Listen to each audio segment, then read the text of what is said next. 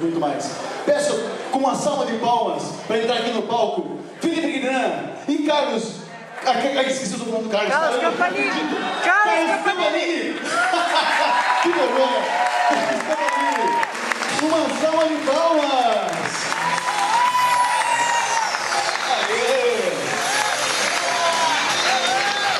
Boa tarde. Tá todo mundo com calor. Boa tarde. Assim é melhor. Muito bem-vindos. Boa tarde. Vem cá, Campa. Vem sentar comigo. Por favor. Olha! Ah! E tem um Brisa também, André. Que maravilha. Vamos lá. Sejam bem-vindos. É um prazer estar aqui com vocês, viu? Muito legal. Muito bem, muito legal. Prazer, uma honra, claro. Uma emoção muito grande estar aqui com vocês. Porque, afinal de contas, o que seria da gente sem história, não é mesmo? Obrigado, pessoal. Gente, tem água aqui para vocês do lado da cadeira que tem aqui, tá bom? Se vocês quiserem. Bom, vamos começar essa palestra, esse bate-papo aqui. A primeira vez que eu falo com o Carlos, o Felipe Guinan já fiz palestra já há algum tempo atrás. E quero agradecer a presença também de vocês aqui, é muito legal. E para começar, né, como o Carlos já faz quanto tempo que você é dublador, Carlos? Estou indo para 52 anos, viu, acho. Só. Caramba, 52 anos. E como que foi o início da sua carreira? O que deu início para você ser dublador? Qual foi Começou mais ou menos em 65. Fiquei desempregado, trabalhava na Companhia Telefônica Brasileira. certo? Eu fui trabalhar em banca, essa coisa que todo jovem depois da escola faz, né? Mas já era casado, tinha 2 filhas, então não podia ficar procurando começar um emprego de meio dia naquela época, né? Pouco velho, né? Naquela época havia meio expediente em banco. Depois eu trabalhava na parte da manhã e à tarde eu comecei a procurar. A parte artística que eu tinha feito teatro amador na própria Companhia Telefônica. E gostava muito, acho que sempre gostei muito de arte, desde o primário, que eu fiz aula grande lá no 4º ano primário. E claro que tinha que começar pela base, né? Elenco de apoio. Lá da OVC, a precursora da TV Globo, né? Aqui na Rua dos Palmeiras. Fazia lá umas pontinhas e tal. Um dia o diretor perguntou se eu decorava bem. Isso era depois do almoço, que eu vinha lá do banco, né? Decoro. Eu estava acostumado a decorar para teatro, né? Leva às vezes 2, 3 meses para decorar um papel. Só que mal sabia eu que aquele papel que tinha umas 13 falas, ele mandou o pessoal lá me dar o escrito. Tinha 13 falas. 13 falas, algumas grandes. Só que às 5h30 no ar, ao vivo, um dia de era greve naquela época, o vídeo teve começou no ano seguinte. Caramba. Bom, mas de qualquer forma, peguei um colega dele de apoio ali e começamos a bater o texto. Olha, está na ponta da língua, gente, estava na ponta da língua. Igual o seu sobrenome na hora que eu fui falar aqui. É mais ou menos isso, da branca, né? É o famoso branco. Exato. Muito bem, uma das primeiras falas, eu não sei se vocês conheceram, acho que está vivo ainda, um ator chamado Tulídio Ruiz, muito bom ator. E ele contracenava comigo, né? Claro que a responsabilidade, a primeira vez que eu ia fazer um papel mesmo, até então eu tinha feito pontinhos, bem pequenininho, a maioria até sem uma fala, só aparição. E aquela coisa que passa na cabeça da gente, será que em casa, que eu não assisti, como que eu vou sair, como é que eu vou não sair, aí começa a acender luz, acender câmera, a cara começa a ficar bamba, né? Bom, uma das primeiras falas é, sem dúvida, as operações de crédito não se realizaram como estava previsto, provocando a paralisação de certos compromissos com fornecedores de matéria-prima. Ah, sim. Esse é que é o grande... Essa é que é a pegada. Saiu só sem dúvida. Mas para você ver como estava bem decorado, até hoje eu sei a fala, mas na época saiu sem dúvida. Aí o Toribio, com toda aquela experiência dele, foi acertando a fala, e o Bifinho saiu até o fim, e dali para frente fiz a novela até o fim. E o diretor daquela novela também era diretor de dublagem na extinta Ibrasom. Aí um dos colegas, esse que passou o texto comigo, também já frequentava lá, já fazia pontinhos lá.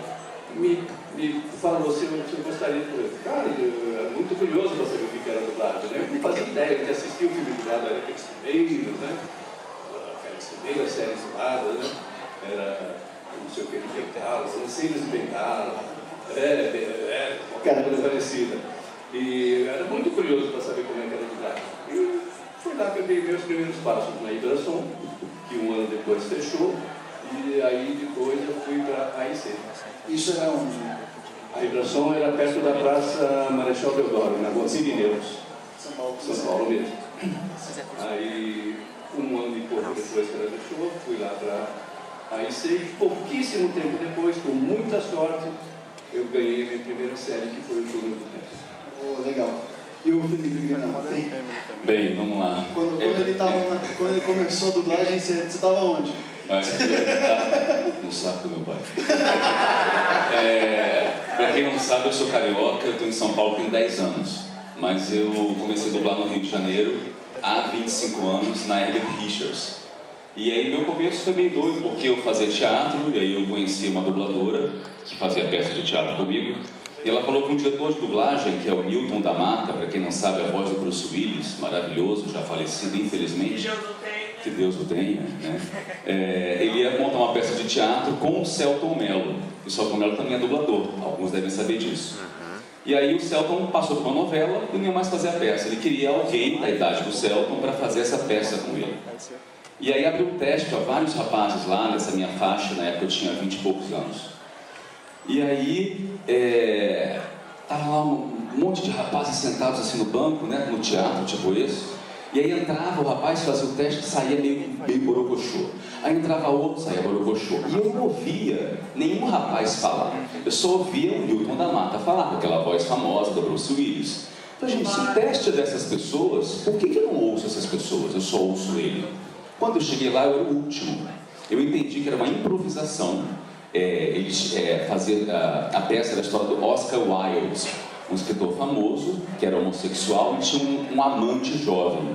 E aí um dos rapazes que iam fazer o teste, na hora da improvisação, ninguém falava nada. Ele começava a falar, eles ficavam nervosos, ficavam calados. E aí todos os testes estavam sendo ruins. Quando eu entendi que ninguém estava falando nada, o pessoal estava deixando ele falar, agora é a sua vez. Eu cheguei no palco e você cala sua boca, você não vai falar nada, quem vai falar que sou eu estou te dando a minha juventude, eu estou te acompanhando nas festas, e falei, e aí estou indo embora, tchau. E ele ficou assim, diferente de todos os outros rapazes, só ele falava. E aí eu passei no teste. Só que a peça era para viajar pelo país, e eu estava em cartaz no Rio de Janeiro e não podia viajar. Então eu agradeci, falei, poxa, muito obrigado, coloca aí o segundo colocado, porque eu não vou poder fazer a peça. Mas ele gostou tanto de mim que ele me chamou para dublar. E aí eu fui na Herbert Richards fazer o campo, sabe, né, o famoso estágio. Você chega lá, você fica sentado, assistindo, até um dia aparece uma pontinha, um vozerio. Só que como a sorte estava do meu lado, o que aconteceu? No dia que eu cheguei, eu sentei, faltou um dublador que tinha uma voz igual a minha. E aí eu sentei e falou, pô, fulano faltou, você quer dublar? Aí eu já comecei a dublar no primeiro dia, eu nem cheguei a fazer o estágio. E as minhas cenas eram com uma mulher, a Marlene Costa, que era diretora de dublagem também, veio de São Paulo. E aí eu comecei a fazer novelas, séries, desenhos, tudo assim na primeira semana. Deu tudo certo. A pessoa certa na hora certa. Deu sorte. Deu sorte. Tá certo. Agora vamos para Dragon Ball. Só um comentáriozinho. Vamos lá, fica à vontade, cara, fica à vontade. Igualzinho hoje, né? Igualzinho hoje em dia, né? Você já, agora aproveitando, você mudou muita coisa então na dublagem, né? Muito. Você que já está 52 anos de experiência aí, o que você mais acha interessante assim, que mudou? A mudança maior assim, foi a tecnologia mesmo, né? Certo. Que nós dublávamos no famoso loop lá no Rio Anel, aqui em São Paulo, que era filme, era película mesmo, E hoje a coisa foi agilizada. O anel é a cada 20 segundos, né? Não, o negócio de 20 segundos é uma medida para efeito de remuneração. Ah, tá. Entendeu? Isso aí não mudou mesmo com a tecnologia, graças a Deus. O dia que mudar isso, nós vamos ganhar bem menos. Tá certo. Uma coisa que mudou muito é o que a gente hoje em dia grava separado, né? Essa é a principal mudança que teve. Antigamente fazíamos todos juntos, tá? Ele fazia meu pai, era o filho, eu tinha a esposa, o irmão, o tio, estava todo mundo junto. E era um balé, na verdade, porque tinha um microfone, aí ficava um aqui, outro aqui, outro aqui, outro aqui, todo mundo junto. Aí um fala e volta, e o outro vai e volta. Você vai primeiro, depois eu vou. Hoje em dia é bem diferente. Então, e a responsabilidade de cada um lá dar a fala e não errar, porque se errasse começava de novo. Tudo de novo. Não tinha facilidade de dar, nenhuma facilidade E aí, de dar. Então a responsabilidade era tanta que se você tivesse um não, você tinha que prestar muita atenção para falar esse não, porque se você errasse, os caras iam cair matando em cima de você. Então essa foi uma grande escola. Eu lembro quando eu comecei com o da Mata, né? Já me deu uma série e tal, era todo mundo experiente, eu era o menos experiente. E aí era um negócio de heróis, eu não lembro direito. E aí calhava sempre de eu ser o último da cena. E aí eu errava. Aí ele fazia assim, outra vez por causa do Felipe Grinan. Aí eu lembro que todo olhava. Aí eu ficava mais nervoso ainda, óbvio que eu ia errar de novo. Eu errava de novo. Mais uma vez por causa do Felipe Grinan. E aí isso vai traumatizando, né? É horrível. Ah, mas você tá aqui até hoje, então tá bom, deu certo, né? Então agora, vamos pra Dragon Ball, né? Dragon Ball. Carlos, você já tá com um personagem Freeza desde o Dragon Ball antigo, né? Você lembra como foi o teste de... Olha, para te ser bem sincero, não está me vindo muita lembrança dessa época, né? Mas eu acho que eu nem fiz teste, eu acho que eu fui escalado. Só chegou e foi? Se eu não me engano. Ah, é? Não tenho certeza absoluta. E eu também era assim, não tinha muita coisa de mandar pro cliente, falar assim, aprova e não aprova. Não, desde os primórdios, desde o começo, quando se fazia teste, ia para o cliente, né?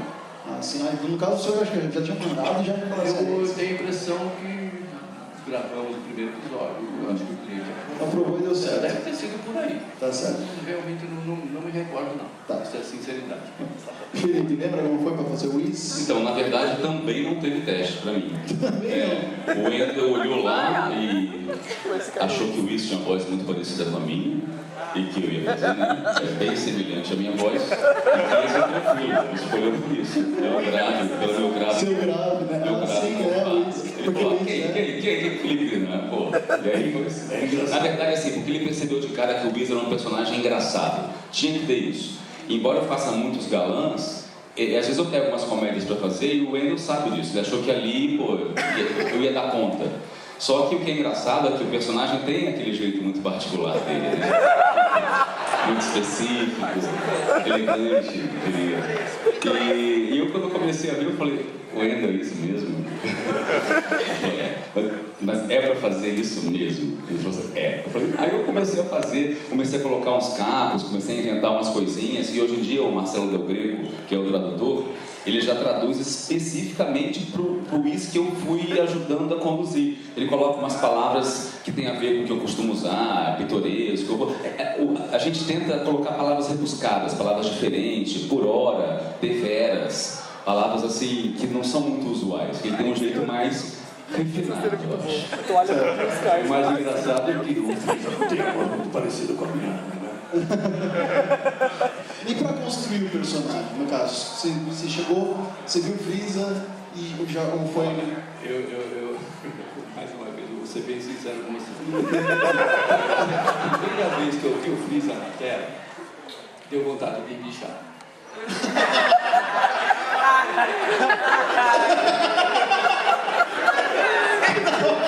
Porque ele já com aquela carinha ali. A voz do original já é meio desmunhecada. O traje do Castelino também não tem nada a ver. E ele com a boquinha pintada de vermelho, com o batom ali para. Mas não sei por que garras d'água fiz mais ou menos com a minha voz normal, para ele começar as transformações, né? E deu certo. Ficou perfeito. pro Felipe foi difícil? É também assim, na verdade, eu acho que o Campa vai concordar comigo, a gente não tem muito isso da construção do personagem. A gente assiste lá na tela e tenta chegar o mais fiel possível ao que está ali. A gente não tem uma elaboração, a gente não pensa em casa.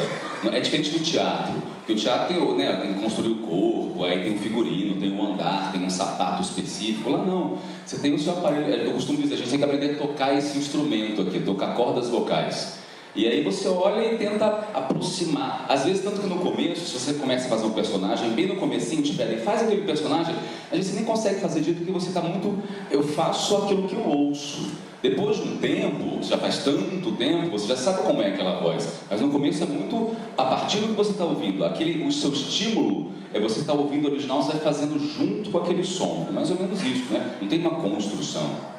Então não teve uma inspiração assim para fazer o Freeza. Você só chegou e fez, achou de um jeito e fez de outro. E deu, porque até tem um rapaz aqui que falou pra mim, porque existe no Dragon Ball, existe o bem, existe o mal e existe o Freeza.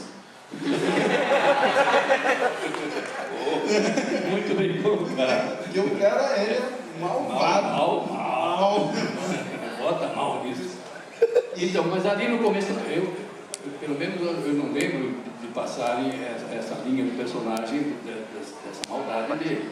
E naquela primeira imagem que eu estou falando, eu não via essa maldade. Né? Então eu comecei fazendo com a minha voz normal, né? E a dublagem é o que eu falo para todo mundo quando pergunto, o que é uma boa dublagem? Uma boa dublagem, não em desenho, porque em desenho você faz muito tipo, muita voz caricata, mas a dublagem de pessoas, de atores, em geral, atores normais, entre aspas, ele tem uma linha no papel. O papel tem uma linha. E aí, quando o diretor assistia o filme antes, né, e falava pra gente, né, passava a linha pro personagem, olha, assim, você mais ou menos fazia essa preparação que você perguntou para ele agora há pouco.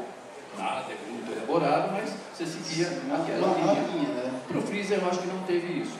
Conforme ele ia aparecendo, conforme ele ia se mudando, se transformando, a gente ia acompanhando naturalmente, vamos chamar assim, e deu certo, né?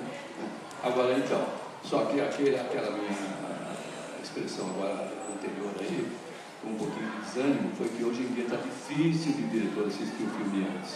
Então quando você chega, nem o diretor sabe te dar a linha do personagem, sequer sabe a história do filme, infelizmente. E Felipe, para você, é mais difícil, o que você gosta mais? Fazer um personagem caricato ou de um personagem mais sério? O desenho, quando a gente vê um desenho, é claro que a gente sabe que a voz não sai dele. Já tem uma outra pessoa que faz aquela voz em inglês ou em francês, no idioma que for. Então é uma substituição mesmo. Né? Tá trocando alguém que já fez uma voz por uma outra pessoa que está fazendo uma voz. No filme não, é de carne e osso. Então eu acho mais difícil você enganar o público que aquela voz sai de verdade daquela pessoa. Você tem que respirar junto. O desenho não respira tanto, o desenho é um pouco mais bidimensional. Convencer que, sei lá, que o Jude Law, o Jake Gyllenhaal, o Emmanuel, os atores que eu faço, que a minha voz sai deles, que parece que aquele cara está falando em português mesmo, eu acho muito mais difícil. O desenho dá mais para brincadeira, para criatividade, para o tipo, mas eu acho mais difícil a verdade de um filme.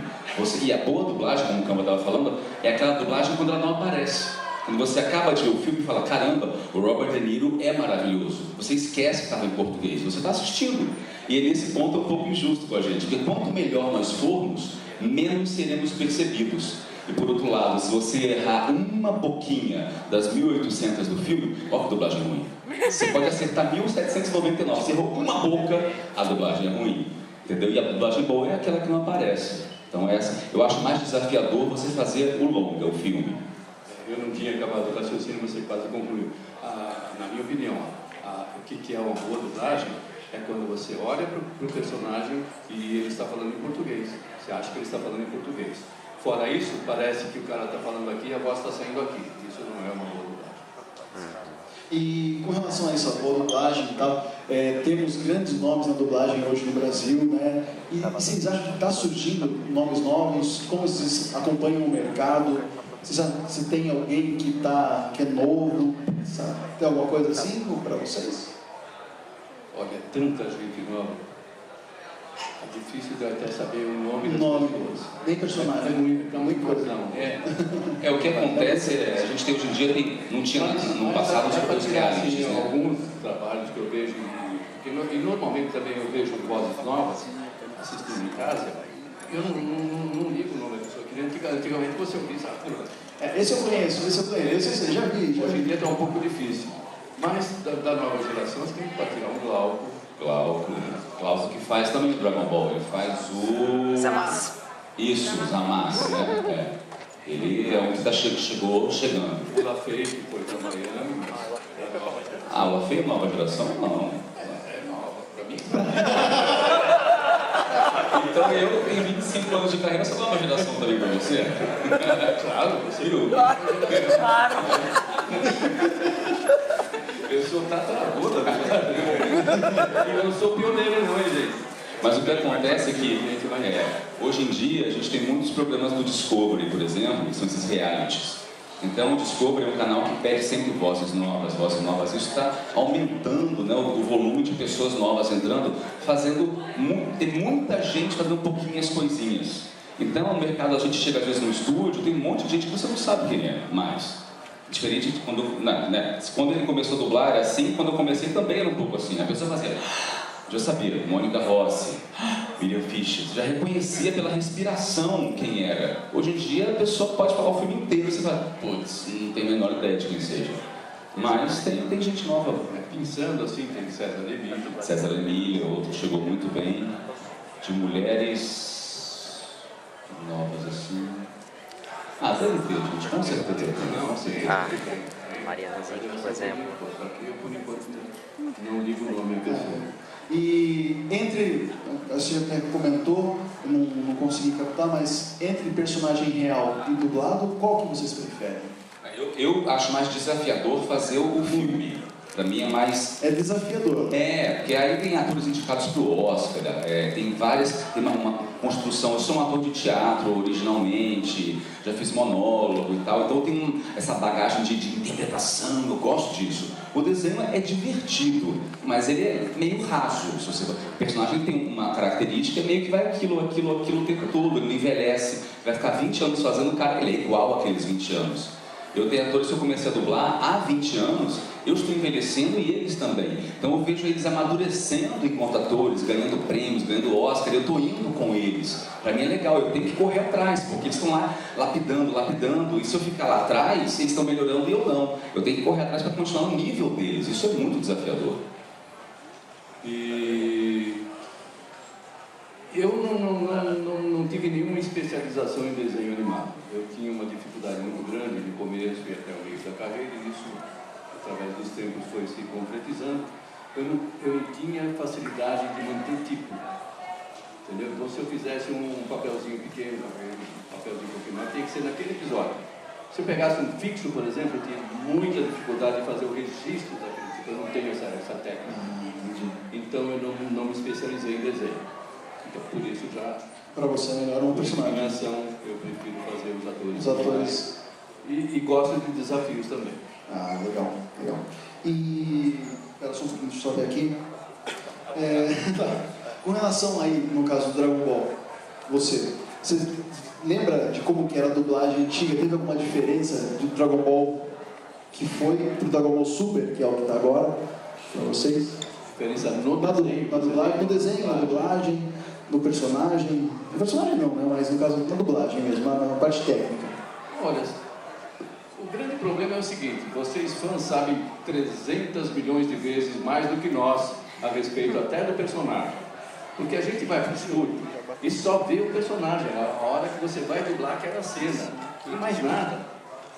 Entendeu? Às vezes tem várias cenas que o personagem aparece e não fala, a gente não sabe o que aconteceu. Exatamente. Então, através dos tempos, desde o primeiro anel que eu fiz o Freeza até agora, não vejo diferença não. Houve diferença, aliás, não grande na tecnologia, porque já no Dragon Ball já era a coisa mais moderna, né? Moderna. Tá certo. E pro Whis aí, foi alguma coisa? O Whis, quando surgiu, ele veio com BIOS para destruir tudo, né? E aí eles chegaram, malvadões lá, vamos descobrir, vamos destruir, vamos acabar. E eles foram ficando, começaram a ensinar o Goku a lutar e a treinar o Vegeta e tal. E deixaram de ser dois vilões que apareceram para destruir e viraram parte da galera, entendeu? Então, assim, foram ganhando outros contornos. Eles foram quem foi criando o desenho foi entendendo que valia mais a pena ter eles ali, não para destruir, mas para acrescentar. E aí foi surgindo várias coisas em função disso. E foi ficando, não que ele não fosse engraçado no começo, mas ele foi ficando cada vez mais engraçado. Você foi construindo, né? Eles foram deixando ele mais interessante até. Eu acho que está cada vez mais legal. Então, não sei o que acontece. A gente está gravando, está repetindo, né? Estão reprisando os episódios, eu acho, se não me engano, no Cartoon. E a gente já começou a gravar a nova leva, embora não possa falar. Já falei. Tem um contrato que a gente assina de confidencialidade, não contem para ninguém. Eu lembro que alguém me falou que num desses, não sei se está para frente, ele vai contracenar praticamente com ele mesmo, né? Aquele outro Freeza lá que estava aparentemente era bonzinho, os dois vão contracenar. Então você vai fazer, eu estou esperando isso. Legal. Daqueles desafios que eu falei para você que eu gosto. Ah, bacana. Ok? Você sabe, né, Carlos? Nunca jogou. Mas vamos lá. Só levantar uma mão que não tiver com o microfone, coloca pra cima. Eu falo assim, Joaquim, põe, você põe pedra, papel ou tesoura. Assim, Joaquim, pois. Opa, 1-0 pro Luiz, ele colocou tesoura. Vamos lá. Faz o seguinte, ó.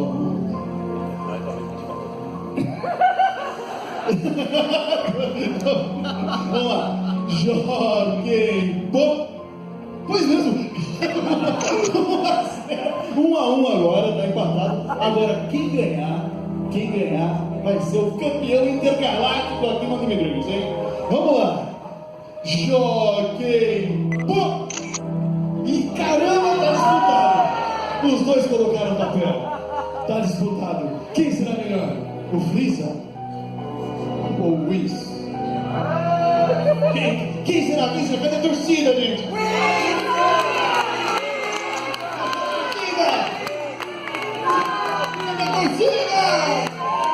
Vamos lá! Joaquim! Quem ganhou foi o Will! Muito bom! Valeu! Mas só no Anime Dreams. Pode. Eu já desenhei ele, ou bem sempre com a dublagem dele, e depois eu sofrendo com a dublagem dele. Pode ser. Vamos ver aqui no teatrinho aqui? Oi? Ele quer que você duble o Whis dando poder no Freeza. Dando poder? O poder do Freeza, fazendo alguma coisa. Você tem que falar assim. Vai lá. Vai que direto, o cosplay começou já, gente. Ao vivo. Juízes, estão prontos aí? Beleza, tá valendo já. Participante número 1 aqui da categoria Play Tradicional. Grupos. Por favor, aqui, participante número 1. Só uma preparaçãozinha. Vai demorar muito isso? Vai, querido?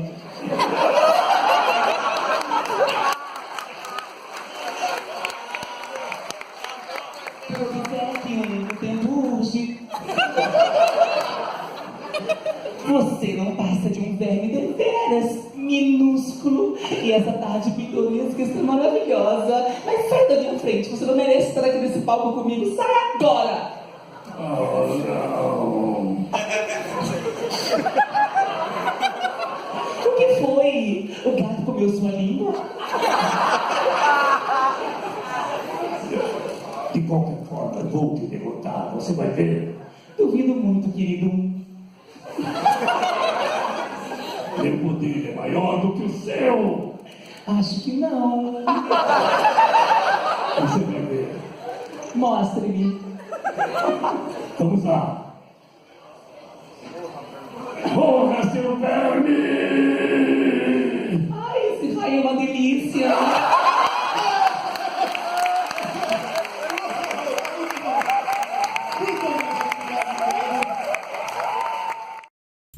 Se gostaram, galera, não deixe de curtir, compartilhar, se inscreva no meu canal, que vocês vão me ajudar e muito, beleza? Um forte abraço e até lá!